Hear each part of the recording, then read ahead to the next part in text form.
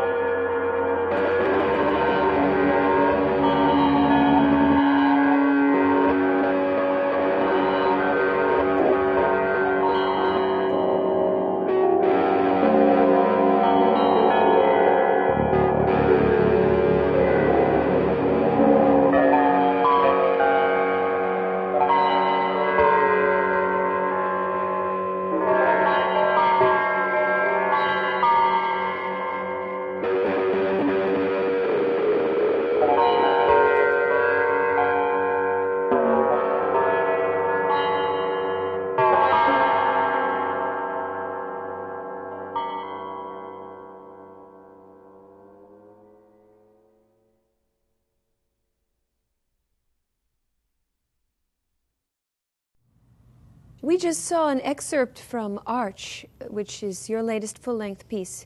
Can you tell us about it?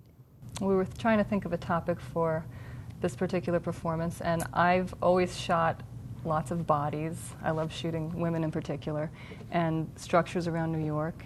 And you've always been... Yeah, I've always had a real interest in architecture, and I work a lot with dancers.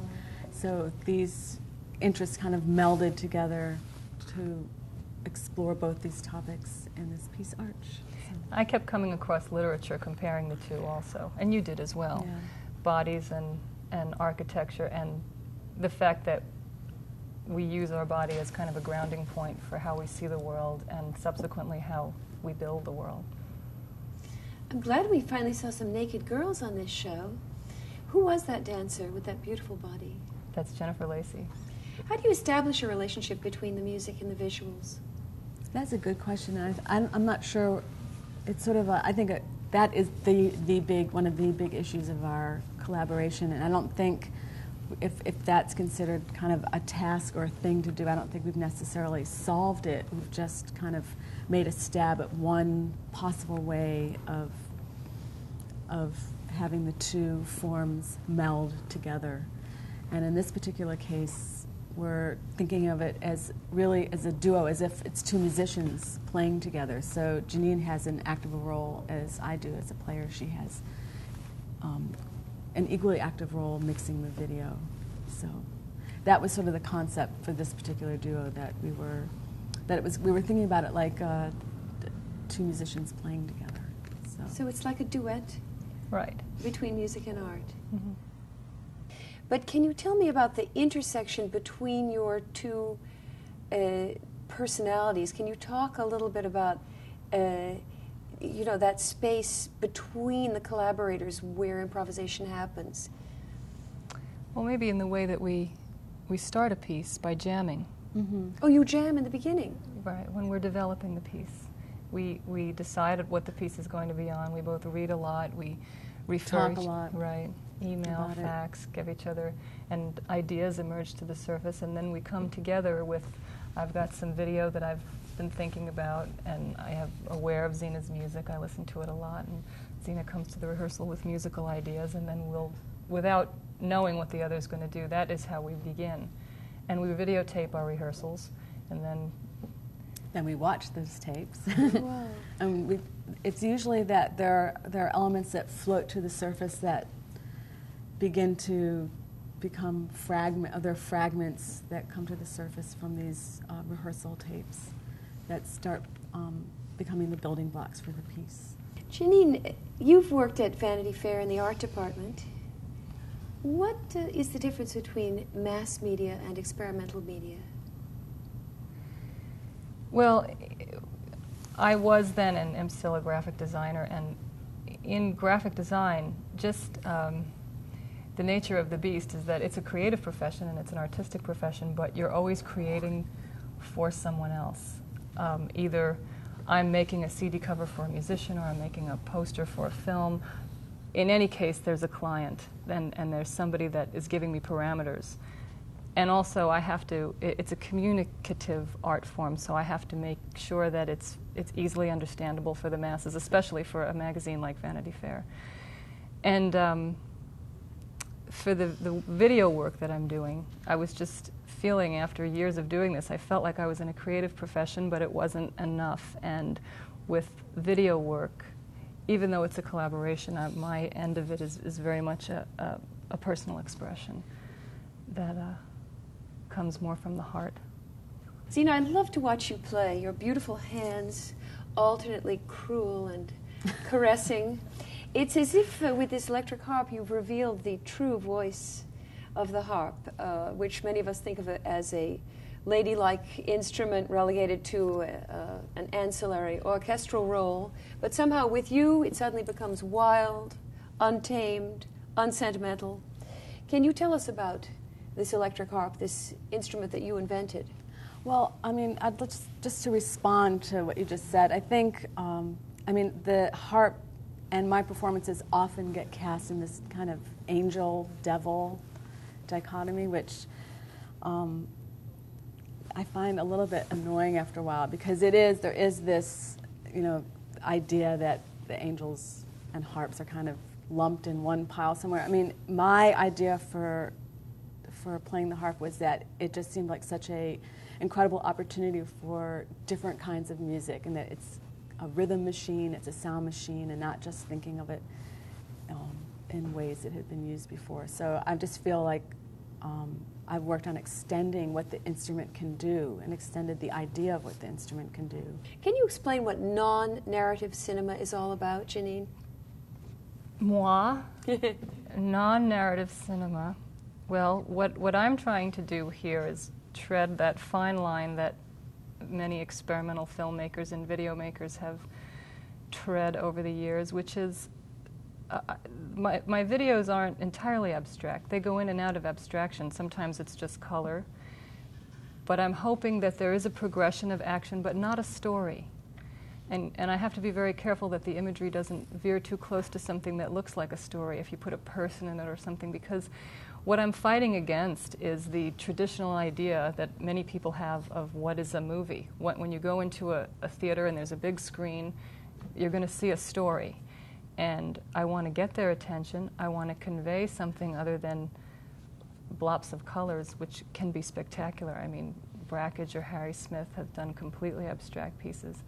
What I'm interested in doing in this project is having meaning in it somehow, suggestions of meaning, taking the audience some specific place that maybe they couldn't describe, but they know they've been somewhere on some kind of journey.